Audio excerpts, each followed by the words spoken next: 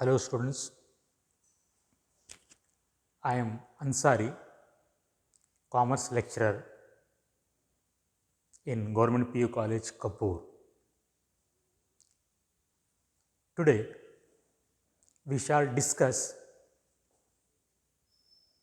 first chapter of second PUC accountancy, that is accounting for not for profit organization. It is first chapter in second PUC accountancy. It is also called in Kannada as ಲಾಭಕ್ಕಲ್ಲದ ಸಂಸ್ಥೆಯ ಲೆಕ್ಕ ಬರಹ. The weightage of marks assigned to this chapter are total 15 marks. On this topic, 3 questions may be asked, one for 1 mark, objective type question, where you have to answer in 1 word or 1 sentence, and then 2 mark question where you have to answer either in 2 words or in 2 sentences, and then a long question carrying 12 marks. But this year, due to COVID-19, our PU board has reduced the syllabus. So that's why these marks may change for the current year. It may increase. One more question may be asked on this topic, but it is not finalized. Whatever it may be, here we shall try to understand first what is not for profit organization. ಲಾಭಕ್ಕಲ್ಲದ ಸಂಸ್ಥೆ ಎಂದರೇನು? ಇದನ್ನು ನಾವು ತಿಳಿದುಕೊಳ್ಳಿಕ್ಕೆ ಪ್ರಯತ್ನವನ್ನು ಮಾಡೋಣ. Already you know the meaning of accounting. ಲೆಕ್ಕ ಬರಹ ಎಂದರೇನು? ನೀವು ಈಗಾಗಲೇ ಫಸ್ಟ್ ಇಯರ್ PUC ಒಳಗೆ ಕಲ್ತಿದ್ರಿ. ಲೆಕ್ಕ ಬರಹ ಅಂತಂದರೆ it is an art of recording the business transactions in the books of account, then classifying, summarizing, interpreting, etc., which you have already studied. So I am not going to discuss the meaning of accounting because you are, all of you know very well what is accounting. So now main concentration is on organization. You also have studied the meaning of organization in business study. Organization means it is an association, we can say in general or in simple words here. Or to understand it easily here, we shall take organization means any enterprise.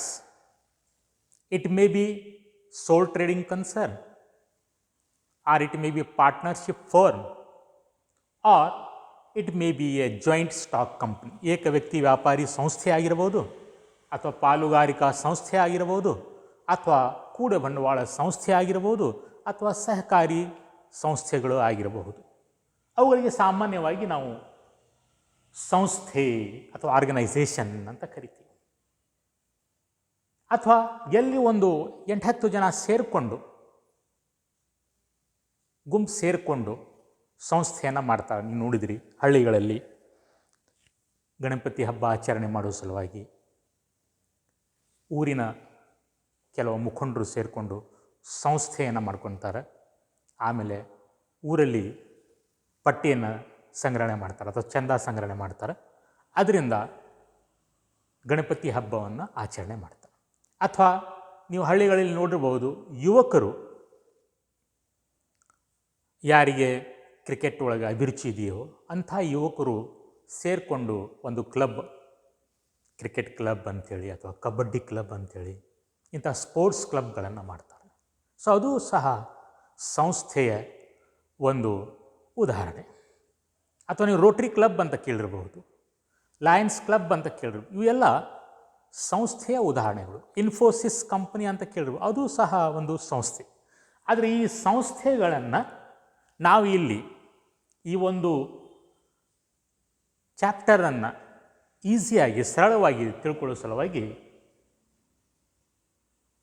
ಈ ಸಂಸ್ಥೆ ಅಂತಂದರೆ ನೆನಪಿಟ್ಕೊಳ್ಳಿ, ವ್ಯಾವಹಾರಿಕ ಚಟುವಟಿಕೆ ಅಥವಾ ಸಾಮಾನ್ಯ ಉದ್ದೇಶವನ್ನು ಈಡೇರಿಸಿಕೊಳ್ಳುವ ಸಲುವಾಗಿ ಸ್ಥಾಪನೆ ಮಾಡಿರುವಂಥ ಒಂದು ಎಂಟರ್ಪ್ರೈಸ್ ಅಂತ ತಿಳ್ಕೊಳ್ರಿ.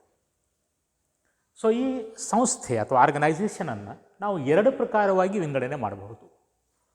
ಒಂದು, organisation established for making the profit. ಉದಾಹರಣೆಗೆ ನೀವು ನಿಮ್ಮೂರಲ್ಲಿ ಚಹಾದ ಅಂಗಡಿ, ಕಿರಾಣಿ ಅಂಗಡಿ, ಬಟ್ಟೆ ಅಂಗಡಿ ಅಥವಾ ದೊಡ್ಡ ದೊಡ್ಡ ಶಹರಗಳಲ್ಲಿ ದೊಡ್ಡ ದೊಡ್ಡ ಕಂಪ್ನಿಗಳು, ಈ ಎಲ್ಲ ಸಂಸ್ಥೆಗಳಿಗೆ ನಾವು ಆರ್ಗನೈಸೇಷನ್ ಫಾರ್ ಪ್ರಾಫಿಟ್ ಅಂತ ಕರಿತೀವಿ. ಅಥವಾ ಅದಕ್ಕೆ ಮತ್ತೊಂದು ಹೆಸರಿದೆ, ಟ್ರೇಡಿಂಗ್ ಕನ್ಸರ್ನ್ ಅಥವಾ ಟ್ರೇಡಿಂಗ್ ಆರ್ಗನೈಸೇಷನ್ ಅಂತ ಕರಿತೀವಿ. ಯಾಕಂದರೆ ಅವು ವ್ಯವಹಾರವನ್ನು ಮಾಡಿ ಅದರಿಂದ ಲಾಭ ಗಳಿಸುವ ಉದ್ದೇಶಕ್ಕಾಗಿ ಸ್ಥಾಪನೆ ಆಗಿರ್ತಾವೆ. ಅದರ ಮುಖ್ಯ ಉದ್ದೇಶ ಏನಪ್ಪ ಅಂತಂದರೆ ಲಾಭ ಗಳಿಸೋದು, either by producing the goods or by rendering the services. ಉದಾಹರಣೆಗೆ ಸಾರಿಗೆ ಸಂಸ್ಥೆಗಳು, ಪ್ರೈವೇಟ್ ಸಾರಿಗೆ ಸಂಸ್ಥೆಗಳು, ಅವು ಸೇವೆಯನ್ನು ಸಲ್ಲಿಸಿ ಜನರಿಗೆ ಲಾಭವನ್ನು ಗಳಿಸ್ತಾವೆ. ಟೂತ್ಪೇಸ್ಟ್ ತಯಾರಿಸುವಂಥ ಸಂಸ್ಥೆಗಳು, ಸೋಪ್ ತಯಾರಿಸುವಂಥ ಸಂಸ್ಥೆಗಳು, ಅವು ಉತ್ಪನ್ನಗಳನ್ನು ಉತ್ಪಾದನೆ ಮಾಡಿ ಜನರಿಗೆ ಮಾರಾಟ ಮಾಡಿ ಅದರಿಂದ ಲಾಭವನ್ನು ಗಳಿಸ್ತಾರೆ. ಸೊ ಹೀಗೆ ಅವರ ಮುಖ್ಯ ಉದ್ದೇಶ ಏನರಪ್ಪ ಅಂತಂದರೆ ತಾವು ಉತ್ಪಾದನೆ ಮಾಡಿರುವಂಥ ಅಥವಾ ಬೇರೆಯವ್ರ ಕಡೆಯಿಂದ ಖರೀದಿ ಮಾಡಿರುವಂಥ ವಸ್ತುಗಳನ್ನು ಅಥವಾ ಸರಕುಗಳನ್ನು ಅಥವಾ ಸೇವೆಗಳನ್ನು ಗ್ರಾಹಕರಿಗೆ ಅಥವಾ ಅನುಭೋಗಿಗಳಿಗೆ ಮಾರಾಟ ಮಾಡಿ ಲಾಭ ಗಳಿಸುವುದೇ ಅವರ ಮುಖ್ಯ ಉದ್ದೇಶವಾಗಿರುತ್ತದೆ. ಸೊ ಅವರು ತಮ್ಮ ವ್ಯಾವಹಾರಿಕ ಚಟುವಟಿಕೆಯ ಲೆಕ್ಕವನ್ನು ಬರೆದಿರ್ತಾರೆ. ಯಾಕಂದರೆ ಲಕ್ಷಾಂತರ ರೂಪಾಯಿ ಬಂಡವಾಳವನ್ನು ಹಾಕಿರ್ತಾರೆ, ಎಲ್ಲೆಲ್ಲಿ ಎಷ್ಟೆಷ್ಟು ಖರ್ಚಾಯಿತು, ಆಮೇಲೆ ಆದಾಯ ಎಷ್ಟು ಬಂತು, ಲಾಭ ಎಷ್ಟಾಯಿತು, ಅವರ ಸಂಸ್ಥೆಯ ಹಣಕಾಸಿನ ಸ್ಥಿತಿ ಏನಿದೆ,